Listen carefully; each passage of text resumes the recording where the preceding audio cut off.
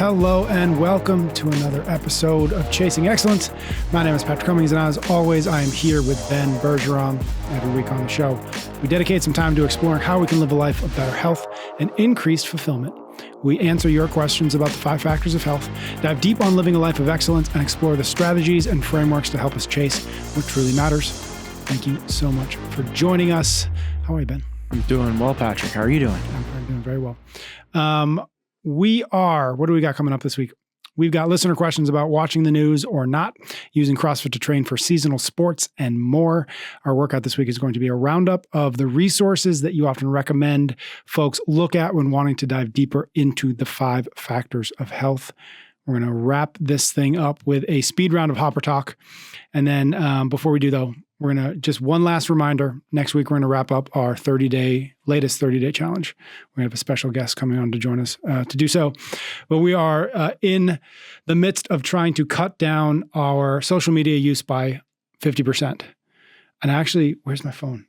Doesn't matter. I actually realized, because I was looking, because you keep saying that like you can only get the last 10 days, and I realized that you can actually go back 4 weeks. Oh, in at least break down iPhone. Week by week. Yeah, you can look. Oh, so cool. I'll show it. Not helpful to anybody listening, but I'll show it to you after. But basically, if you're in the settings and screen time, it's weird because you kind of I found it accidentally, which is like if you scroll up or down, it actually gives you the option to check out the previous couple weeks, but it's sort of hidden, so it's not easy to find, but it is there. So that's actually been really helpful, because what we had talked about is like, well, one, we can kind of cheat on it, because as long as you're within the last 10 days and you're doing what you need, then you're good to go. But there is a way to actually check yourself if those folks. So for folks out there, you can find it if you need, and I'll show you later. Sounds good. All right.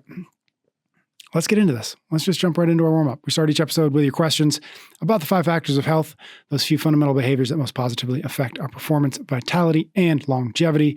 Those 5 factors are how we eat, how we move, how we think, how we connect, and how we recover with each other.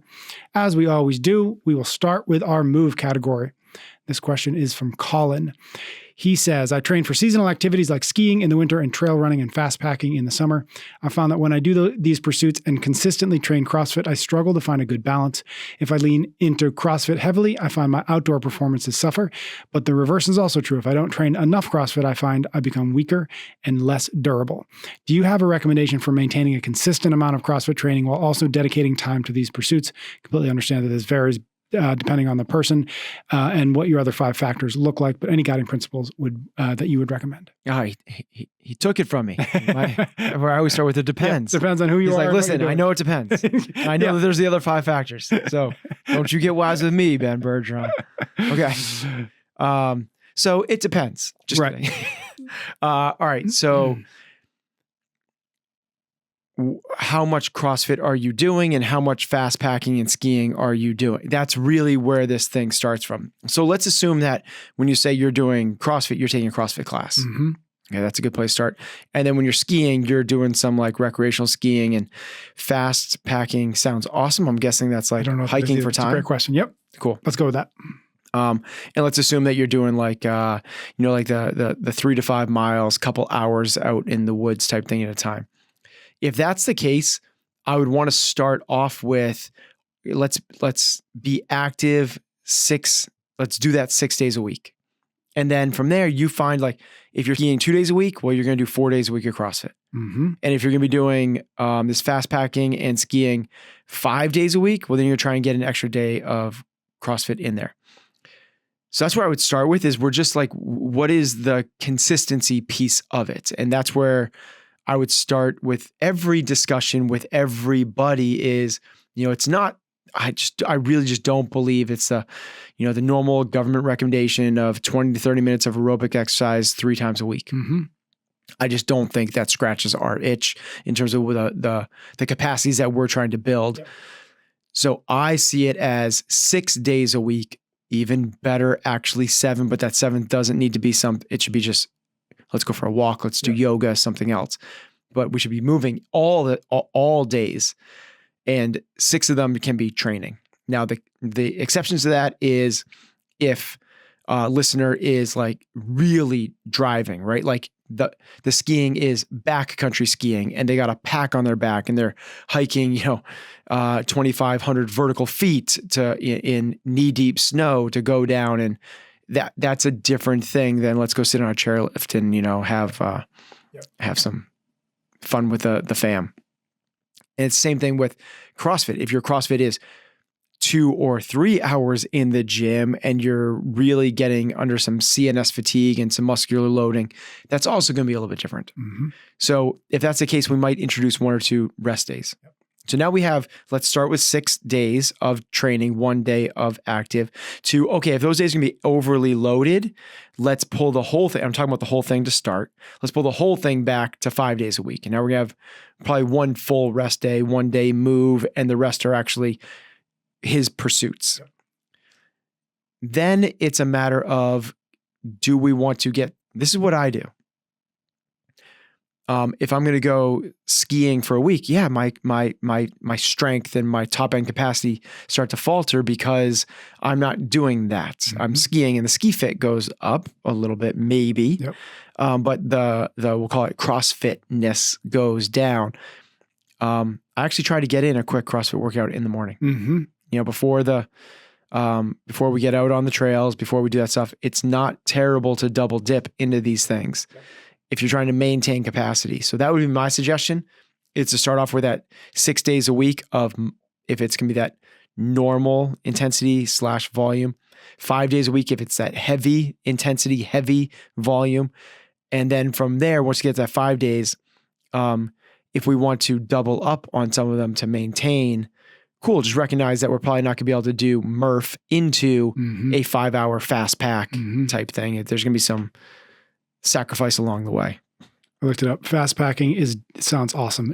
Is distance trail running and ultralight backpacking rolled into one epic outdoor adventure. You're moving fast, mostly running or jogging, at times power hiking, while covering long distances and carrying just enough essentials for a multi-day journey.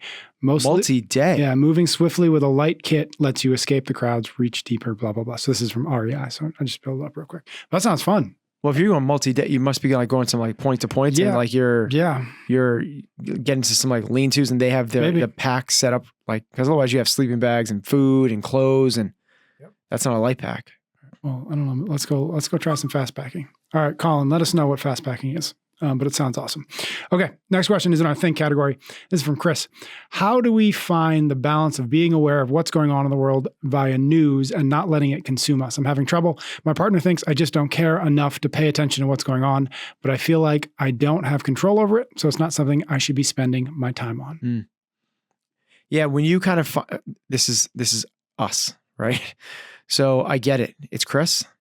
Yeah, I get it, Chris. When you start to recognize what you have control over and what you don't, your interest in the things you don't have control over starts to wane, and it seems like a waste of time.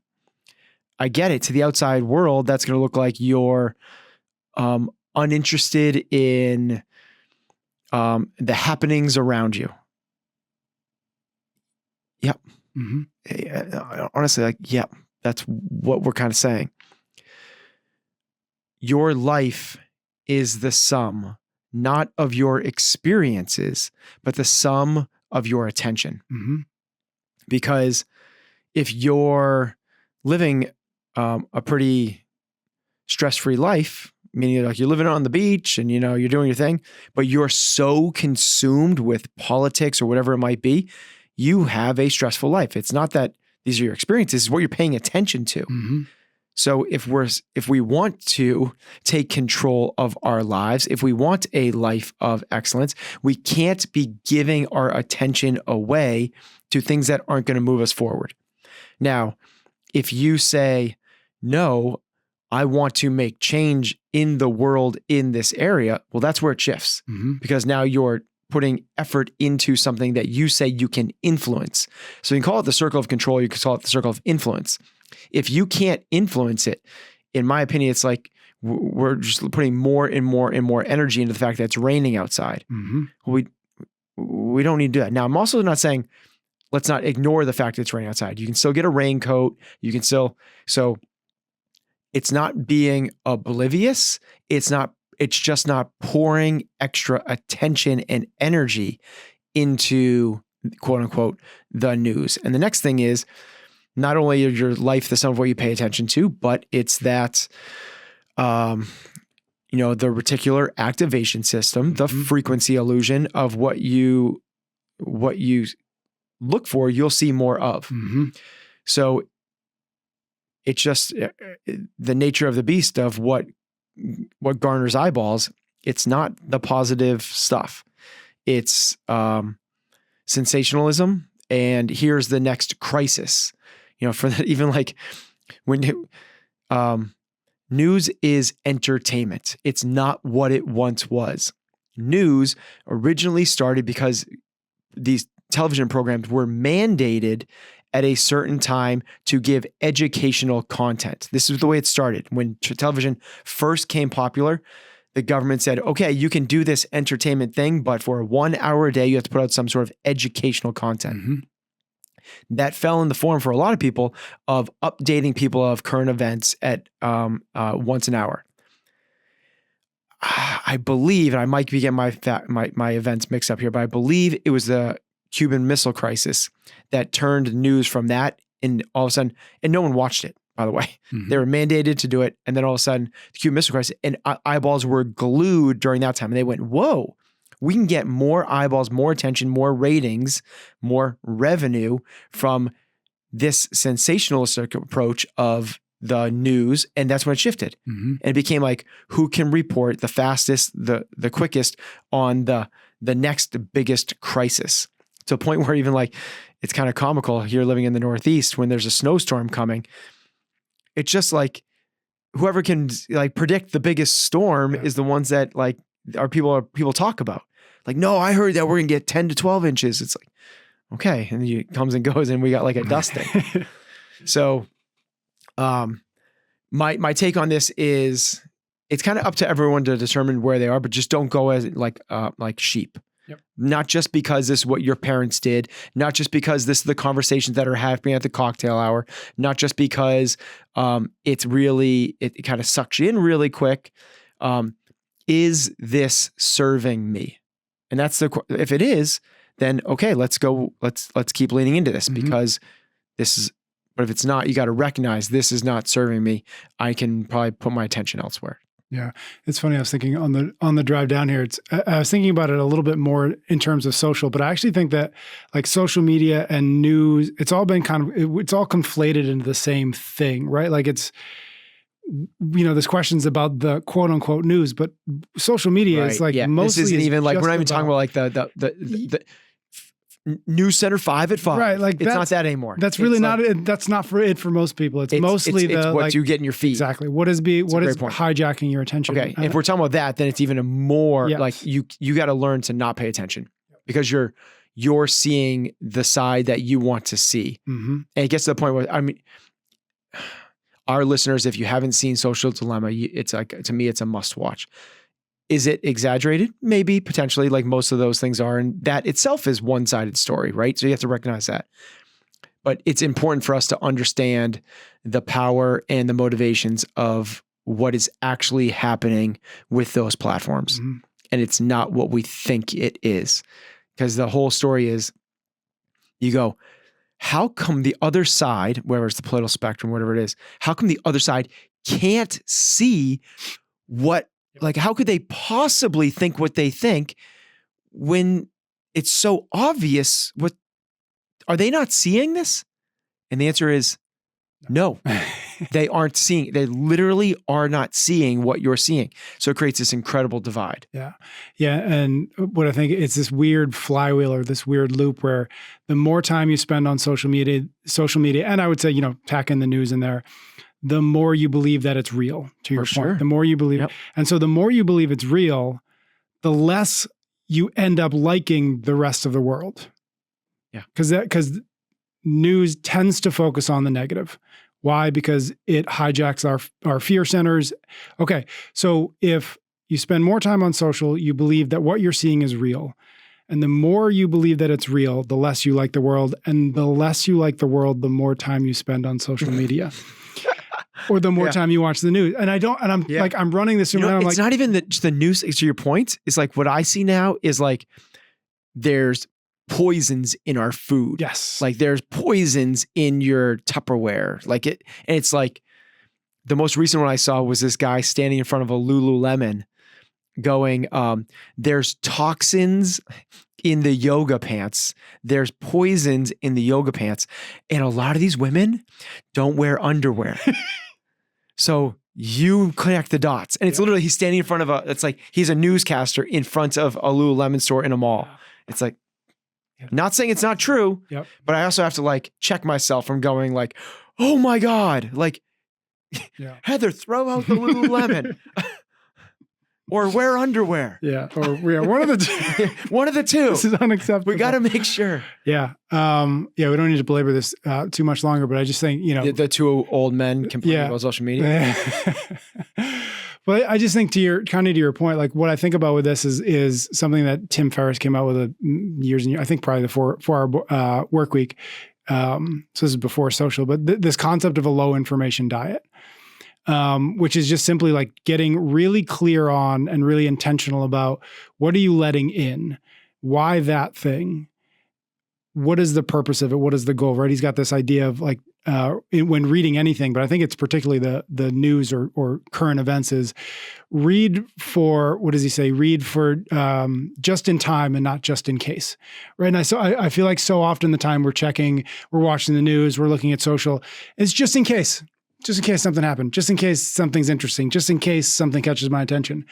And just in case is a really bad metric or really bad filter to make decisions about our attention. Just because what does that even mean? Just in case what? Just in case somebody across the world did something?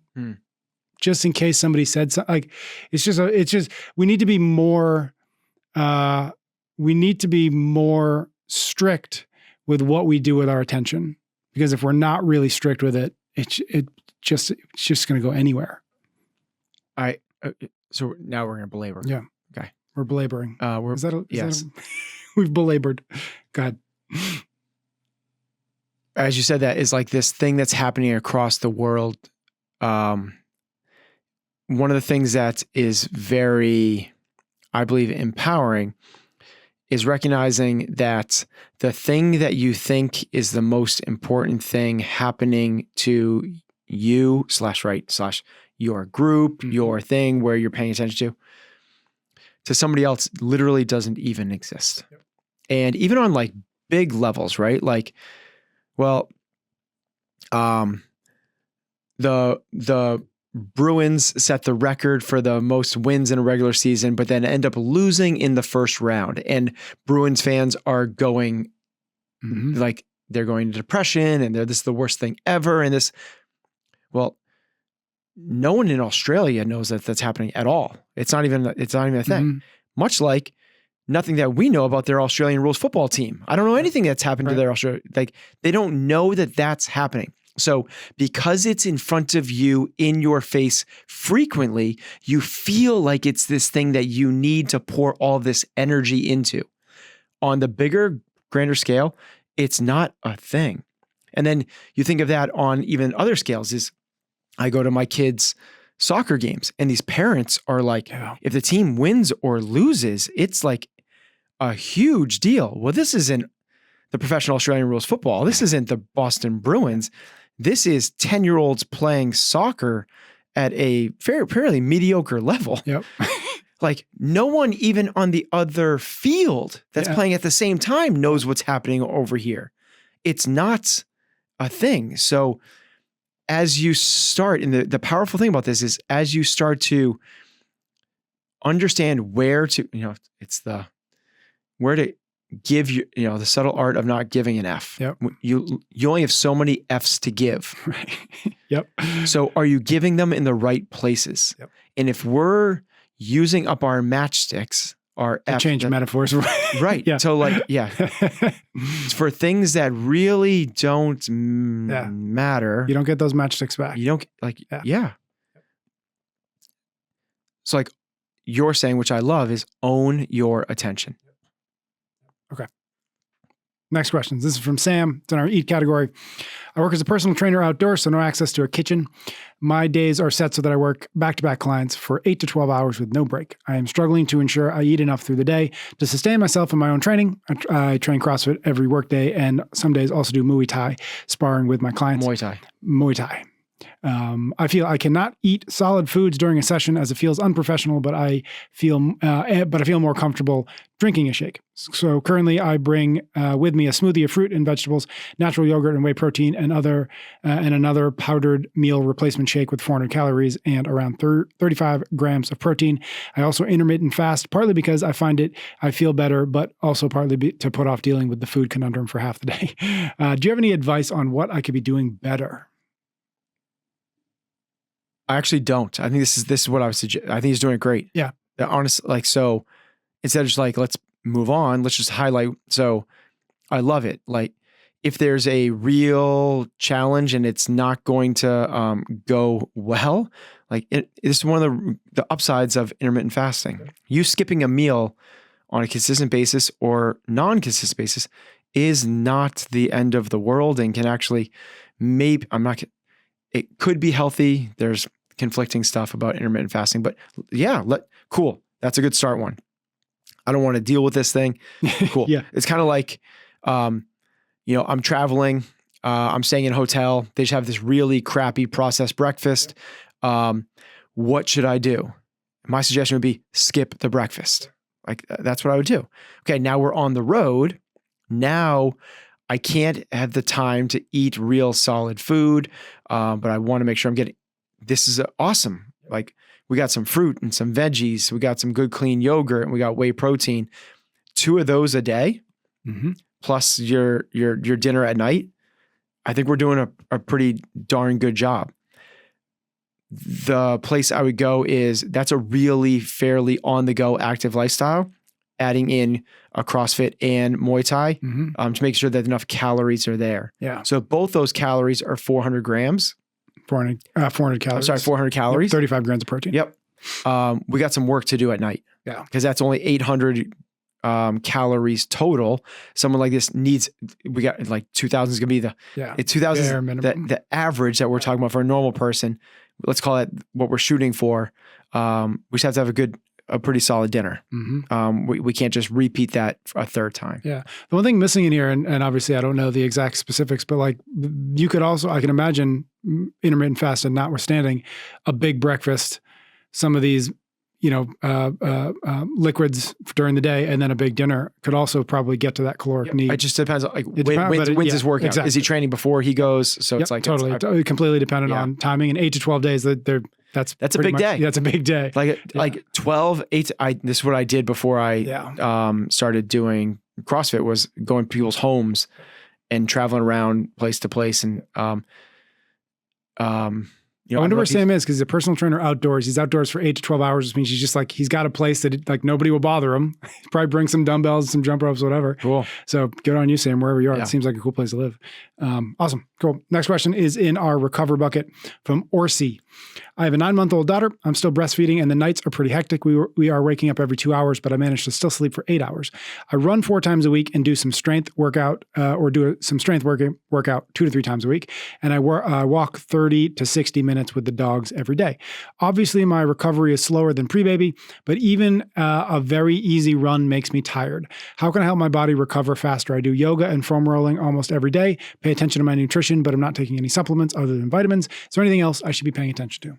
Yeah, this is our listener, right? It's awesome. Killing it, right? Love it. Okay, so Orsi, that's a lot. You're doing a lot, and your body's being tasked with doing a lot right now. So the first off, love you. Amazing that you're doing this. The first place I would go is the sleep, and you're doing it. 8 hours, good on you. That's phenomenal, especially with the interruptions and all the other stuff that's going on. The next place I would go is what's nutrition look like, basically in general. We don't have a good picture of that, but I would just make sure that you're, and I don't doubt that she's doing it really well.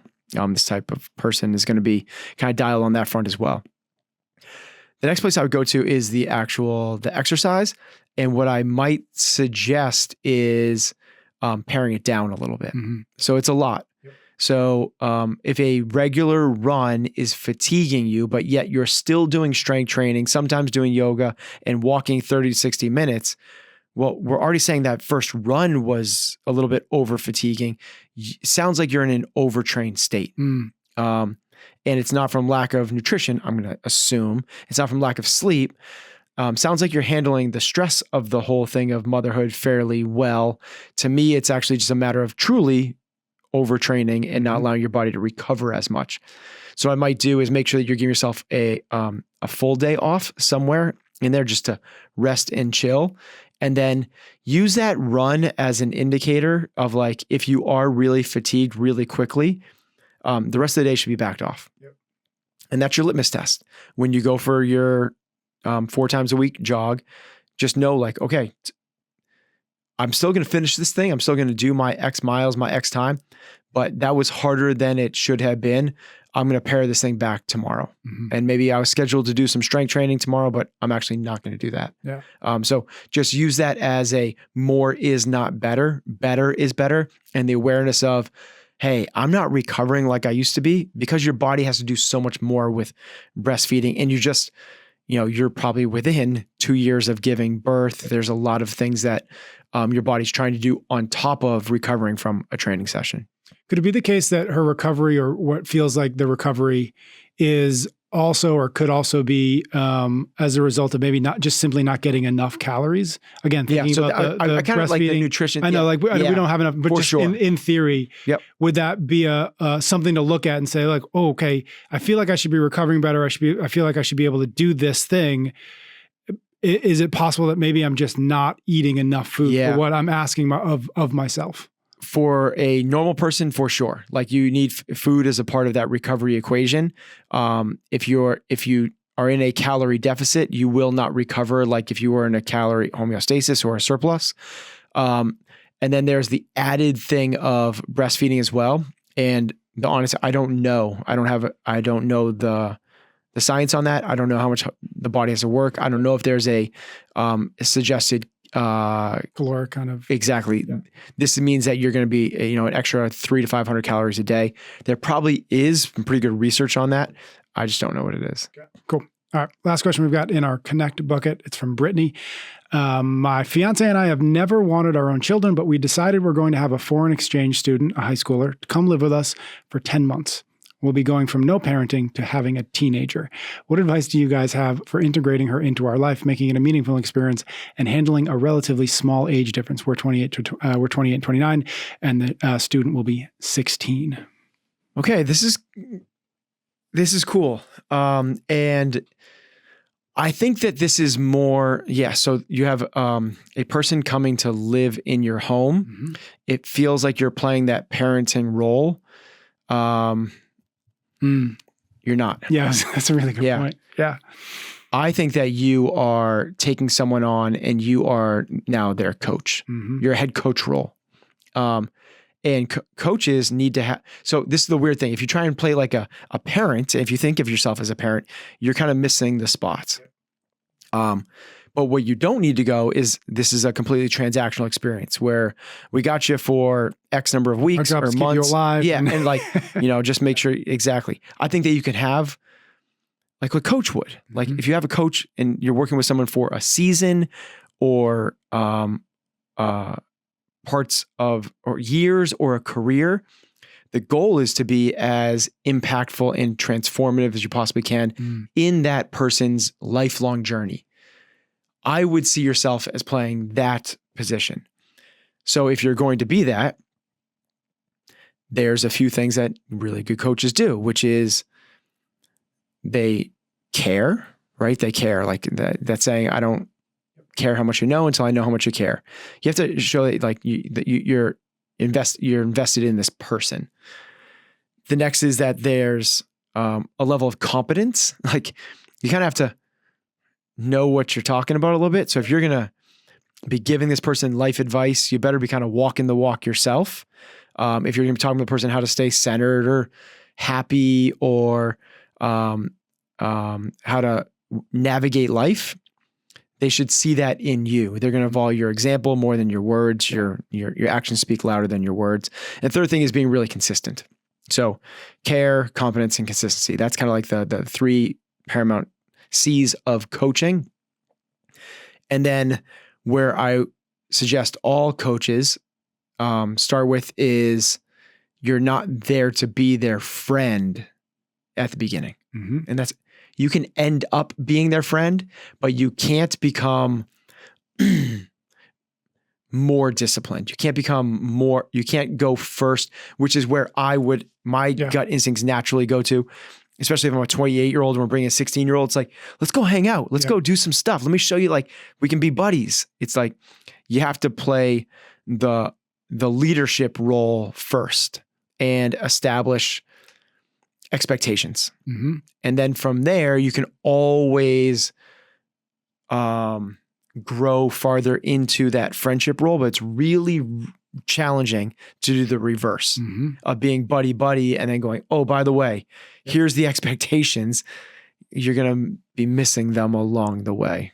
So that's where I would start, is that framework of coach role, and then understand that I'm going to instill some practices, not literally like, okay, we're going to be shooting hoops from 3 to 5, but some practices of like, we're going to have dinners together every night at 6 o'clock.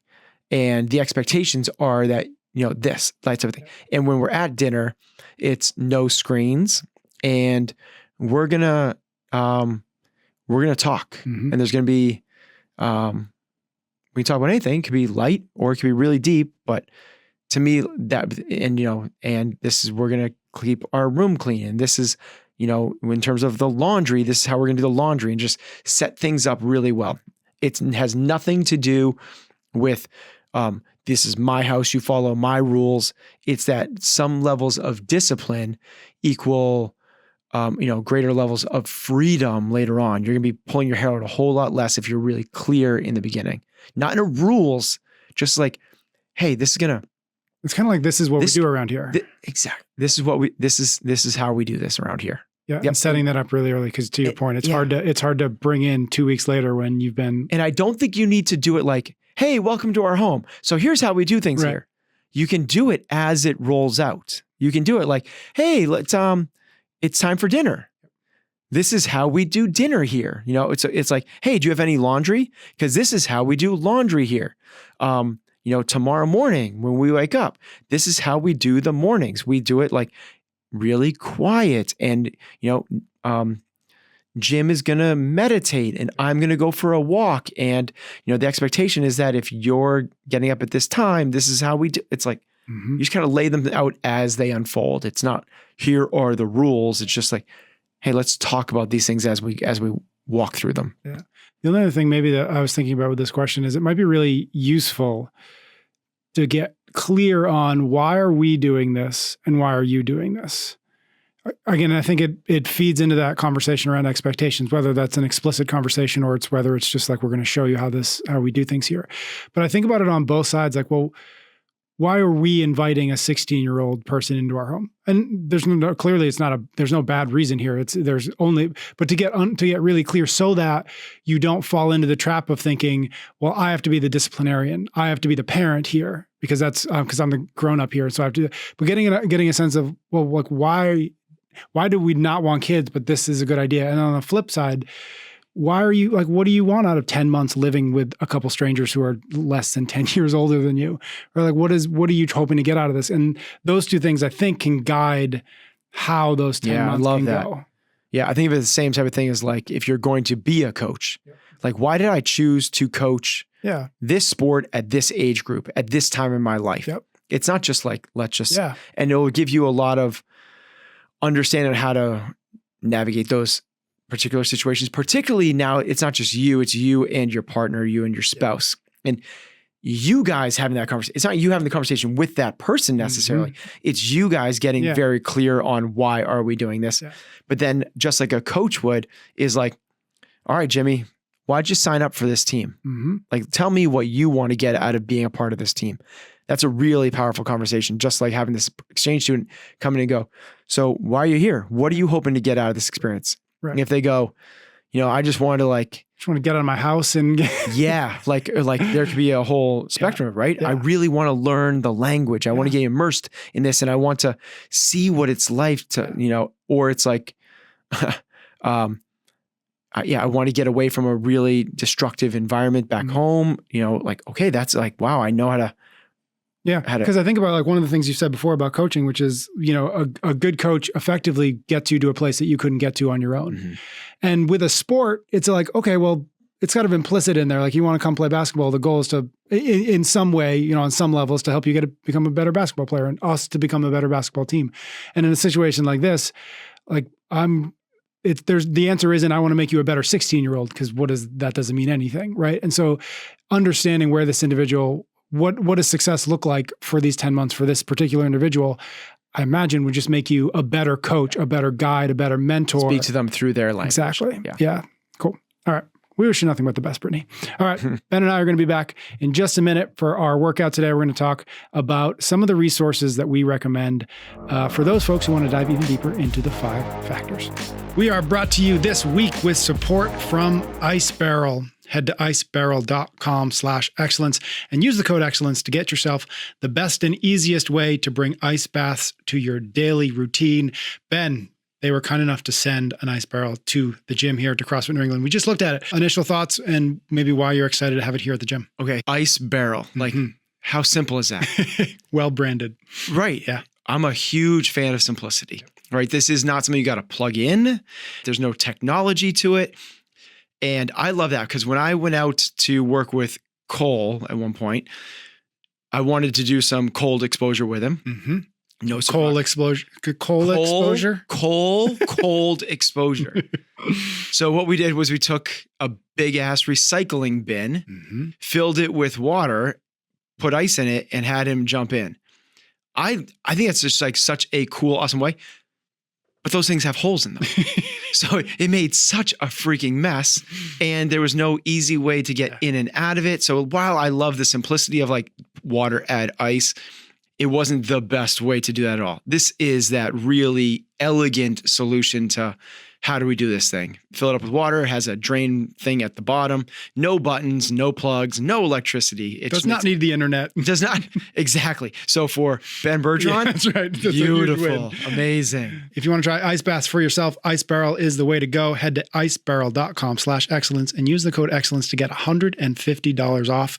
They offer a 30-day money-back guarantee and 100% satisfaction. Again, that's icebarrel.com/excellence. Use the code excellence to get yourself $150 off.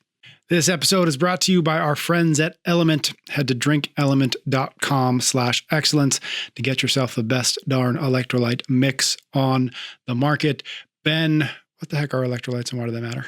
So electrolytes are a bunch of different elements. That's why they called it that. That's pretty snazzy. So when you sweat, you lose more than just water.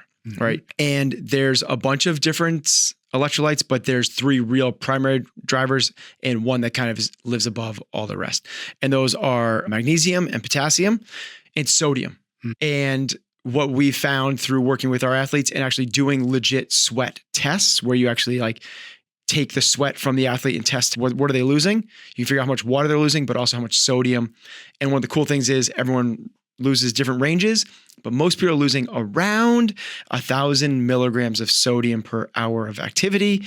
Well, it's really nice that Element has 1,000 milligrams per packet. So it kind of does the job for you, which is a phenomenal thing. So while all of this stuff has science to it, they kind of take away the thoughts. You don't have to measure, you don't have to do anything.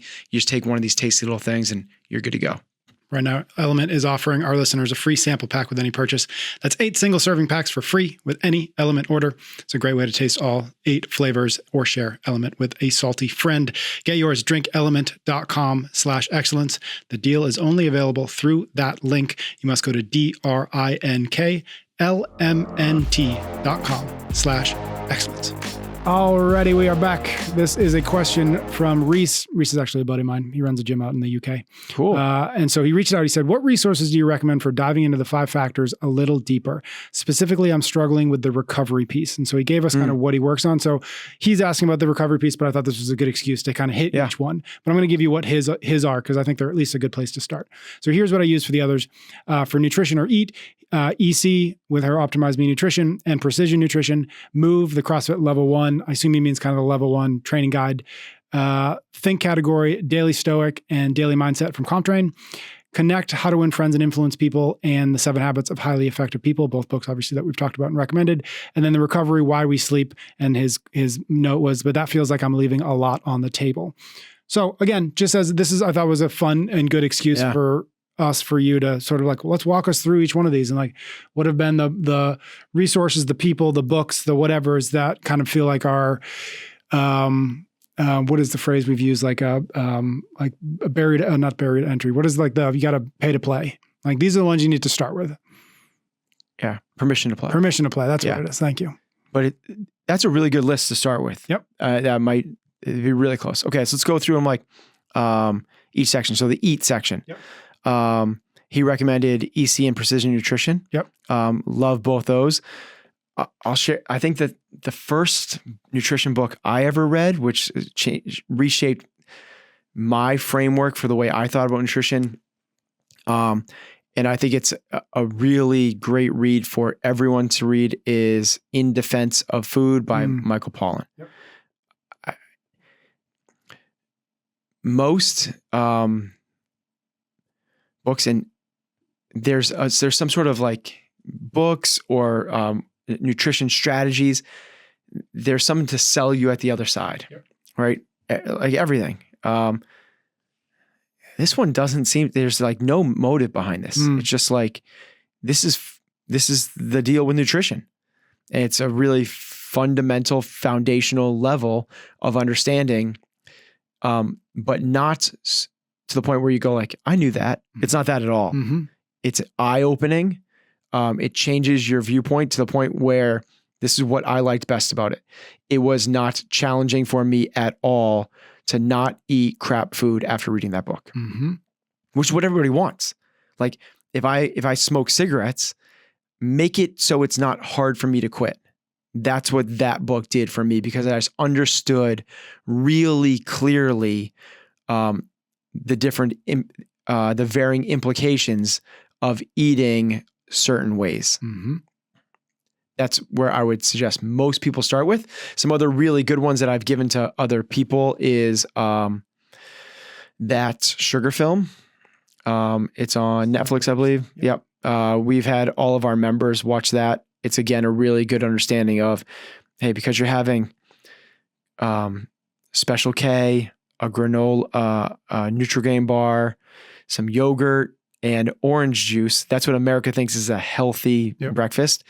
You're setting yourself up for a really rough journey.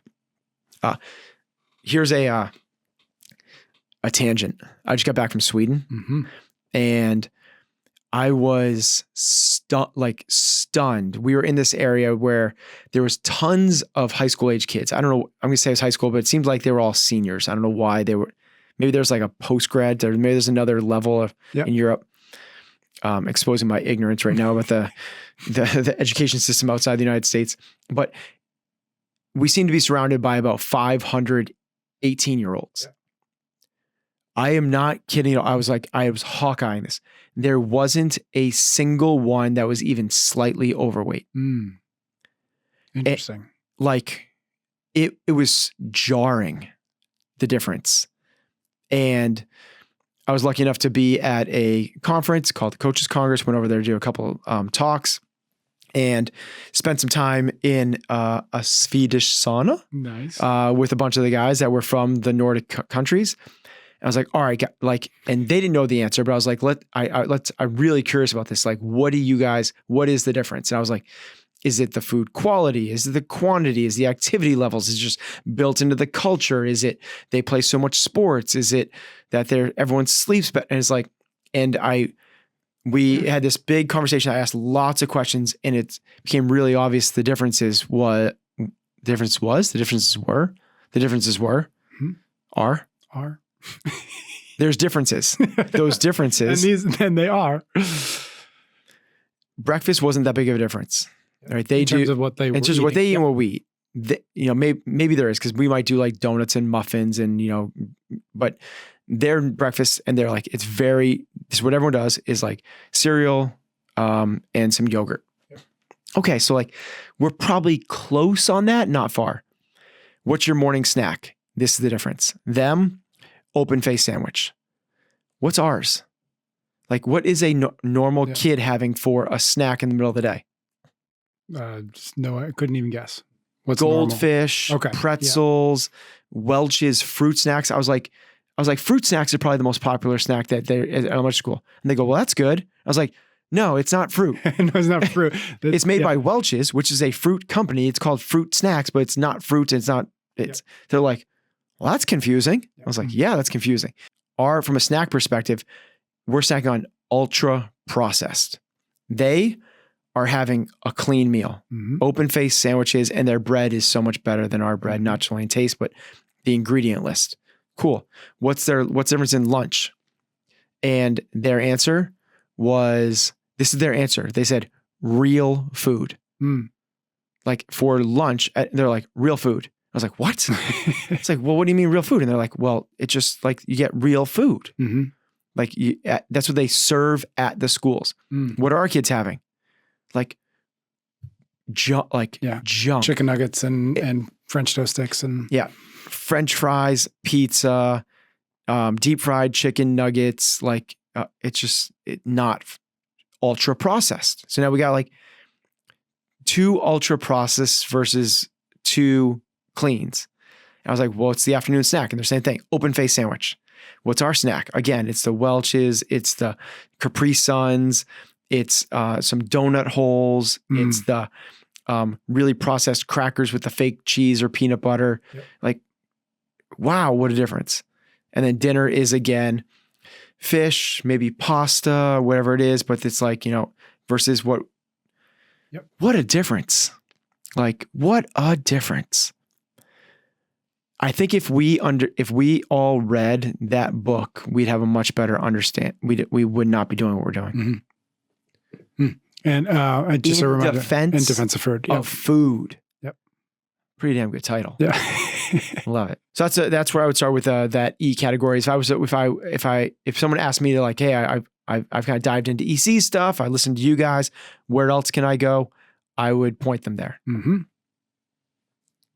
Let us jump into, sorry, I'm just looking at his list. The move category, which again, he listed as the CrossFit level 1.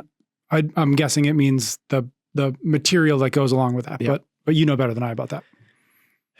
Of all the categories in terms of resources, I think that this might be the most challenging. Yeah. A lot of people ask us, maybe they ask for like programming help. And I know that we've never, like there hasn't been a thing to say like but yeah.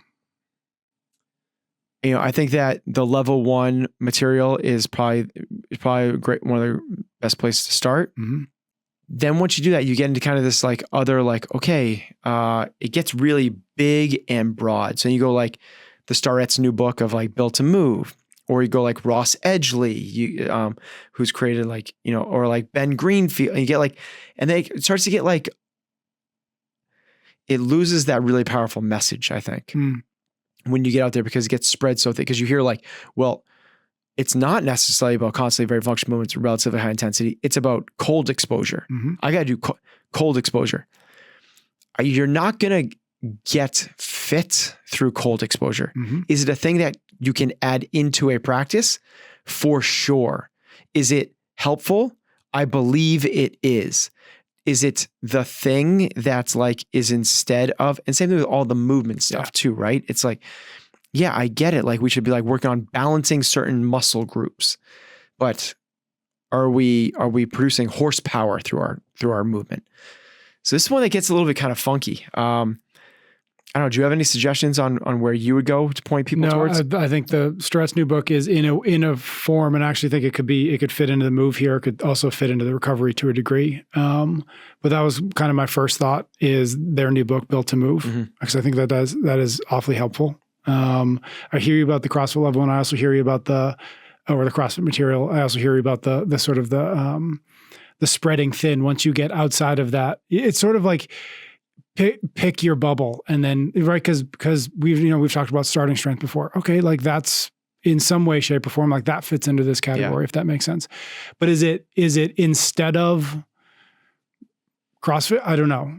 Or is it a supplement too? And if we're just talking about supplements, wouldn't it be better to just go a mile deeper into the constantly varied? Because then you also go into like, it also like once you, it's what CrossFit's done so well, right? Because then once you go into, it's like maybe not only it gets spread so thin, it goes so deep, right? So you read like Born to Run. Yep. And you're like, well, running is the whole deal. And it's all about running barefoot. And it's like, well, that's why I think that we've, the CrossFit methodology is so sound, is because of what it's built upon. Mm-hmm. So I would, I think all the study materials that are available for the level 3 would be worthwhile to, like, if you want the truly, it might not be exhaustive, but it's exhausting to try to get yourself through that list. Yep. That would be a great place to kind of, because what they'll do is they'll go through all of the potential journal articles and go, here's the ones. Yep.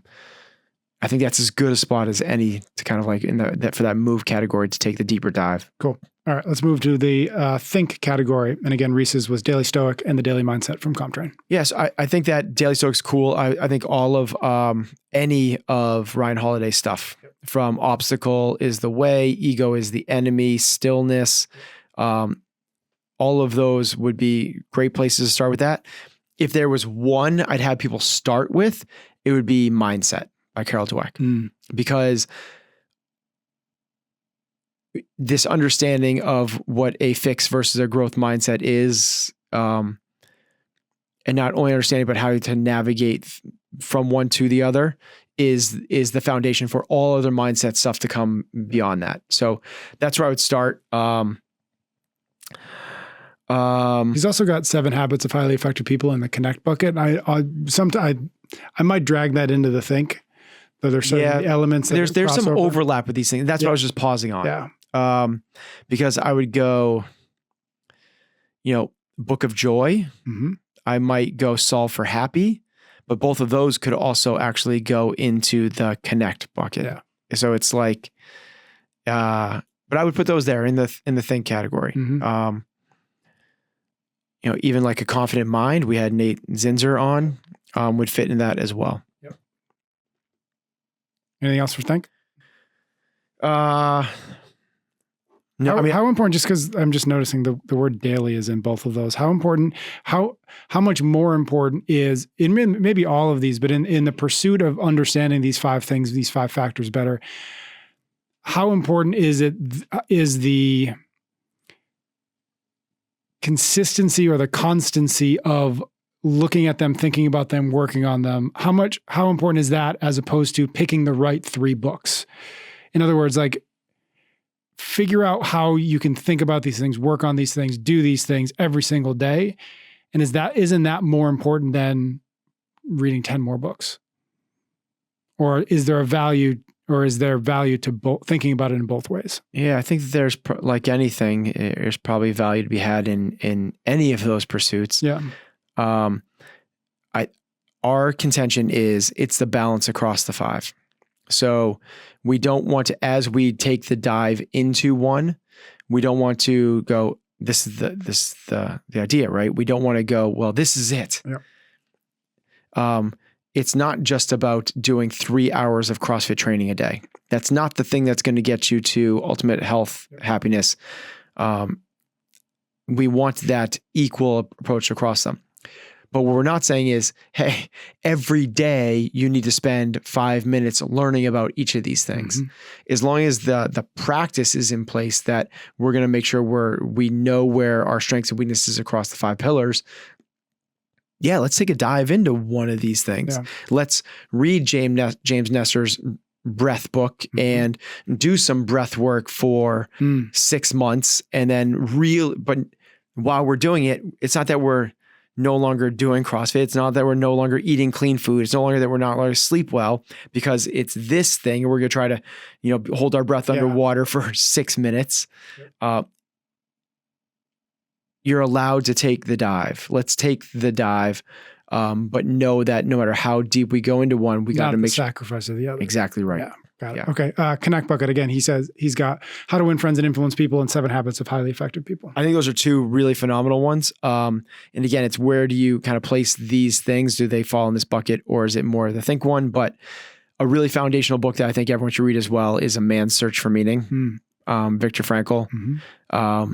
There's very few books that I've read, and I literally just before I read them again, like I read it and then I just start again from page 1 and read again. That was one of those books.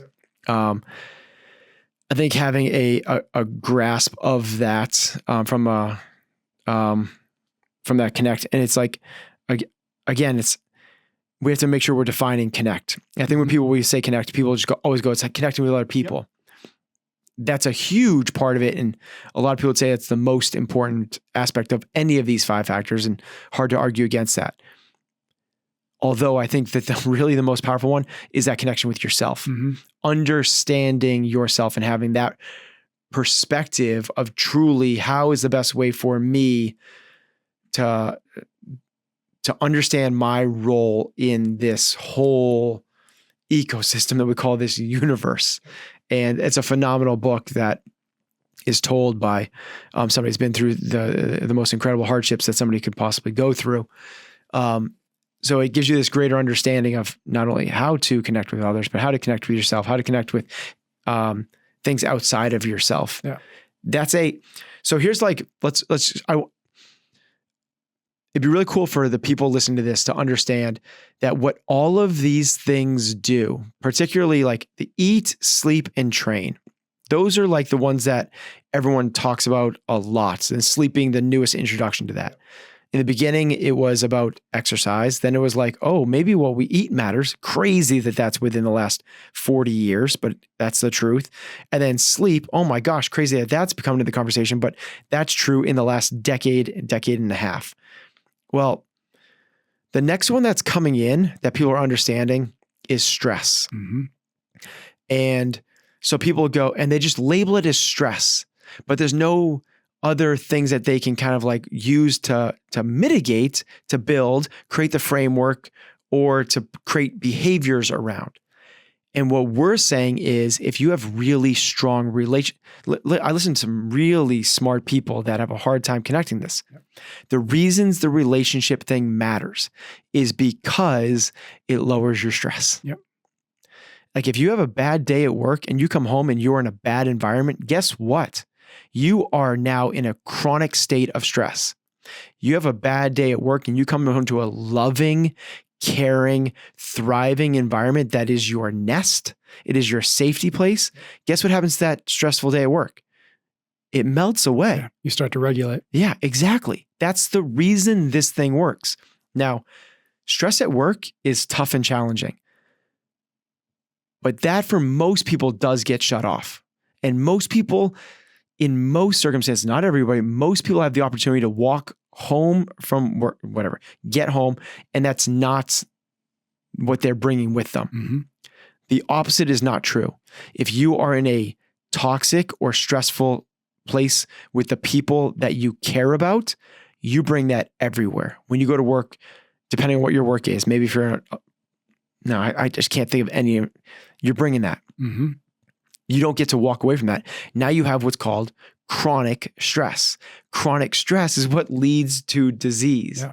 It's you're dysregulated. You're going to get sick. And this is the reason why that's so powerful. That's so impactful. And the think category is the same thing. If you can't get yourself into a peaceful state of mind, you have chronic anxiety. It's that same thing. You're sending the hardwired signals to the body that are going to lead you to a sick state. And remember, these are the 5 factors of health. Health. We're trying to get you to be as healthy as possible. Well, if you are in a constant stress state, you really don't have, you really just don't have much of a shot. Yeah. So what are those things that we can do the best to mitigate against stress? Because we could call it the 4 factors. Yep. And that 4th factor could be eat, sleep, train, train, and stress. Mhm. But that's not Doesn't make like, sense. Yeah. that doesn't make sense. Yeah. So what is it? Like, well, after you focus on eating, after you focus on training, after you focus on sleeping, let's focus on getting really good relationships. And let's focus on make sure that that voice in your head isn't beating you up and crushing you down and causing anxiety, worry about the future or regret about the past, that we are actually, my definition of success is just like peace of mind. Like, is there any greater level of success or something that we should all be striving for than peace of mind? It's actually the thing, whether you like it or not, this is the thing that you're chasing. Now, what you're doing is going, no, I need to get a raise. And the reason for that is you believe that when you get a raise, all those things that you worry about right now will go away and you'll have peace of mind. No, I want a six pack because ... Well, the reason is that when people like commend you for that, you go, oh, this feels so good. I have peace of mind. It's it's all of it is for that thing. So if you have the ability to kind of like put this in that framework of what success and health and these 5 factors and where they fit and fall into these things, all of a sudden the totality of the picture makes a whole lot more sense than when you go siloed this, siloed that. And that's why we go like, ooh, there's overlap here. Of course there is. There needs to be, if they're all going to stem up to that thing that we call health. Last one is recovery, and the one that Reese was asking about. He's got Why We Sleep, and you have mentioned, I'm forgetting his name, Nestor's Breathe. Yeah. Right, what's his first name? James Nestor. So those maybe really 2 cool in there. Yep. What else would you put in the recovery kind of resource? I mean, he's all the rage right now, but like Huberman is like, it's very scientific and hacky type stuff. And, I think that these are the big ones, and whether you want to do all the little kind of funky, weird supplements and all the other stuff, but you get it's a really cool resource. If that's what this conversation about what other resources can do, use to take a deeper dive. It's a phenomenal one. He's incredibly smart. I find him incredibly entertaining to listen to. And he obviously knows his stuff. The Why We Sleep by Matthew Walker. I'll also say like, you could probably skip the book and just listen to his podcast with Joe Rogan. Oh, interesting. Yep. It's like not his podcast, but him on Joe Rogan. Yeah. Was awesome. Cool. And it's like the Rogan thing. It's 3 hours, but it's, he's kind of toned his message down since then, which darn it. Cause I love that. I love like, give me the full thing, bro. Like, if you feel like it's kind of like overly aggressive scare tactics, like, okay, but that's what we need, cause we're so out of whack. So, Walker on Rogan was great. And then, another one that I think is just, it's a documentary that's on Netflix. And yeah, all of these, the interesting thing about documentaries like Game Changers, right? Which is the thing that promoting vegan stuff. You can say whatever you want to say because documentaries don't mean true. But neither do books, by the way. That's one thing I've talked to EC about, because I was like, because we talk about the fact that there's very few like mainstream nutrition books that she actually recommends. And so she and I on the Consistency Project, we've talked about like why. And one of my questions was like, there's no barrier of truth here. Like there's never a point where like the author submits that manuscript and there's somebody be like, this isn't true. There's no point of that. It just goes straight from the author and their particular ideas and the publisher, and they're like, cool, let's sell this thing. There's no point at which anybody's like, that doesn't make sense. That's wrong. You're not being honest about that. That's a half truth. And I think it's so easy same with documentaries. It's so easy to assume, well, it's on Netflix, it must be true. So you know where that extends to actually is even scientific research. Like that, the way you get there is by peer reviewed. Yep. Well, what people want, these scientists want, is to have their name on this thing. And the more you've done peer review, so they're literally just kind of signing off. You sign off on mine, I sign off on yours. And it's like, it's kind of fuzzy science. Okay. We digress. Where were we talking about? Oh, the documentary. Yes. So yes, take this with all the proverbial grains of salt. But there's a really cool one that I really enjoyed, in terms of recovery and healing. And it's a movie called Heal. And I think that we've talked about it briefly on the show before. but it shows the power of things outside of traditional means of recovery and healing. And there's the guy that kicks the whole thing off is named Dr. Joe Dispenza. He's become incredibly, he's now like an influencer, and he has this, but he's a non-traditional doctor that's healing people through really different ways. He has a book that I enjoyed reading called Becoming Supernatural. And I think if you watch that movie first, it'll at least open up your eyes to some new things. And that's the idea, right? Like from there, you can take your journey. How far do I want to dive down into these things? But the idea is curiosity, open-mindedness, non-judgment. Let's get exposed to as many different things as we can, because that's how we figure out what we find, where we will point ourselves to. This is what I believe truth is. So heal, Joe Dispenza, Supernatural, but I would start with heal. Got it. All right, Reese, I hope that was helpful. If folks want to get a question in the queue, you can find me on Instagram, PS Cummings, drop me a DM. And sometimes we will talk about it for 30 minutes and sometimes we'll talk about it for 5 minutes. But either way, we will get it into a future episode. Ben and I will be back in just a minute with our cool down. We are brought to you this week by the fine folks at 8 Sleep. Head to 8sleep.com/excellence to upgrade your sleep situation and save $150 on their pod cover. Ben, first thing I noticed about the 8 Sleep when we got it all set up was that it's not just the obvious things that it's measuring, which is how much did I sleep and how good was that sleep. It was this third metric that I've really liked, which is routine or consistency. Talk to us a little bit about that. So it's actually, as you start to explore sleep, I think it kind of goes in that kind of order. First, people are like, let's make sure we're sleeping 7 to 9 hours. Cool. Next one goes is like the quality of your sleep. Are you sleeping deeply? Is it disturbed? How much REM versus light sleep? But the most overlooked, but arguably the most important, this is kind of strange and bonkers when I started to do the research in this, is how important consistency or your routine is, or getting to bed within 30 minutes of your normal time every single night. Our circadian rhythm is like built into us. Every single cell on our body is like starving to try to figure out what time it is so it can release this cascade of hormones that help you regulate everything, not only during sleep, but out throughout the day. And the more you set up your routine, meaning what time you go to, it all starts there. Am I going to bed and falling asleep at the same time every single night? So this is a really cool way to kind of make sure that you're not only measuring, but also, what gets measured gets improved. So there's an app that tells you how well you're doing on this thing. Love that. Go to 8sleep.com/excellence and save $150 on the pod cover by 8 Sleep. The pod cover, as the name suggests, fits right over your mattress, so you don't have to buy yourself a new mattress. That's the best offer you'll find. You got to head to 8sleep.com/excellence for $150 off.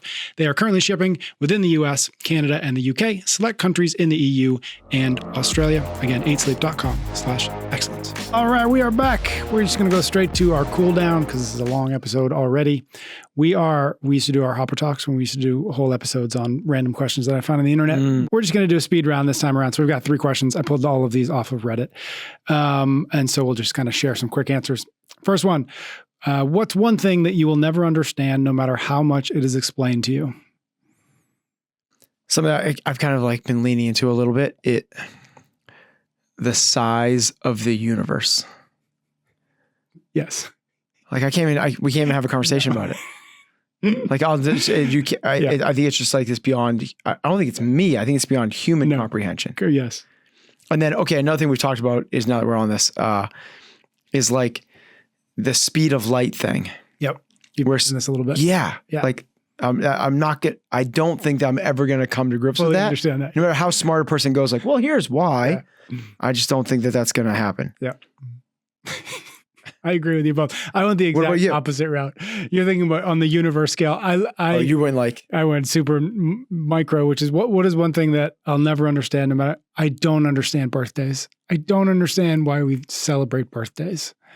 You are such a grumpy old man. I know, but you didn't do anything to deserve the birthday. You just showed up one day and you haven't died yet. And so I don't know why we're having parties, I guess is my point. it's not that you deserve, it's a celebration. Right, but you didn't do anything to It doesn't matter that you did something. You can still celebrate things. You didn't do anything on Christmas. That is true. I don't. You didn't do anything on Christmas. That either. Yeah. I have a problem with celebrating. Yeah, there we go. Yeah. So, okay. Next one. What scares you the most about growing old? Another birthday. I will tell you the first thing that comes to mind came to mind when I read this. I was getting a haircut once. This was years ago. And I wasn't really paying attention to what was going on. It was just like he was cutting my hair. And so I was looking, and this was pure, like I was shaving I basically went to the barbershop, just like buzz it off. And so I was like not paying attention. And I looked up and he had buzzed just the center section. And so it looked like I had lost, like barber. Just so you know, don't start there. Like you don't start at the middle top. So I just looked, and I literally had just like a physiological reaction to that. So this is what scares you, losing your hair? Apparently. But you've been bald. I don't think about that. Yeah, I know. I don't really think about it that much, but like I like heart palpitations. Beyond that, I honestly, I don't really have a very good answer as to like what, other than dying, which scares me about getting old, but that's, I think, normal. What do you have? Maybe I'll have something on the back end first. I fear the possibility that I might lose the strength of a relationship I have with my kids. Yep. Like I talked to my 8-year-old daughter about this yesterday. I was like, so where are we going to live together when you're 35? That's what I trying to ingrain it into her. It's like, well, it's Daddy, I'm not going to live with you at 30. I was like, what do you mean? Yeah, I like that. Yep. Like, just like I'm starting it now. Plant those seeds. She's like, I'm going to have a husband. I was like, he can live with us. She's like, you don't live with your mom and dad. I was like, that's different. She buying it? So it's a long journey. It's a long process. So that, and then all the normal things of like losing functionality, like the really scary thing for me is, it's why I try to do what I do on a daily basis is becoming a burden where someone has to take care of me. Yep. That is absolutely true. Yes. That's that fear of becoming how do you usually put it? Not an asset, but I guess maybe a burden, but yeah. Yep. That's a good answer. That's a good serious answer. Last one we got. If you could live in one television series or movie, which one would you pick and why? Okay. If you had asked me that when I was a kid, I would have said Goonies. Goonies that was my dream as a kid. Like have a squad, have like a crew, have this epic adventures, like and pirates and like the whole, that would have been my thing, and treasure. Like that would have been my thing. As a teenager, it would have been Ferris Bueller's Day Off. Interesting. Just like freedom. Yep. Like I want freedom and fun, and like that, and friends. Yep. As an adult, I don't know if I have as good an answer to this. And when you just said freedom and friends, that's where I was like, what movie kind of represents that? But I also sort of go towards like Rocky, just because it's like this like epic quest journey, like and to become. I guess this question is all about like who are the characters you would like to spend your time around, because that's like you can't live in them. I mean, I guess you can kind of, it's more like you can live in the world of these characters or with these characters. So then if I could do that, I would maybe like Avatar without the war. Oh, that's a great one. Right. Like be one of those avatars, but like it hasn't been invaded. So it's a different Avatar movie. But if I could live there without like humans coming over, it's just like live like that. Like this is like. You saw the second one? The second I've seen Avatar? The second one, I don't do the water or the jungle. I don't have a preference. I like the water more. Yeah. Yeah. What were you? You'd be an Avatar. I have to admit that I've seen The West Wing probably the entire way through, probably like 10 or 12 times. Whoa. Like the whole Wait series. a minute. You're going to say that you would want to be a character on the... Yeah. This is like politics. Yeah. I think you're confused. But it's the people. I actually think politics is kind of fascinating, but it's more than that. It's the people in that show and the character and the values that they attempt to live out that I've always been really attracted to. I don't know the show. Okay, it's that's really interesting. It's more that these people happen to be in that world. If those people were in another world, I'd kind of want to hang out with them too. Whether Avatar or politics or something else. And so I think that to me is kind of it's an idealistic sort of like, I wouldn't call it even hyper intellectual, but like an intellectual, community value based, et cetera. That has always been really interesting to me. Cool. So I probably have to pick that. Take it. All right. Let's wrap this thing up. Thank you both there for listening. Thank you for your ratings and your reviews. Ben and I will be back next week. We'll be joined by a special guest, Julie Fouché, so do tune in.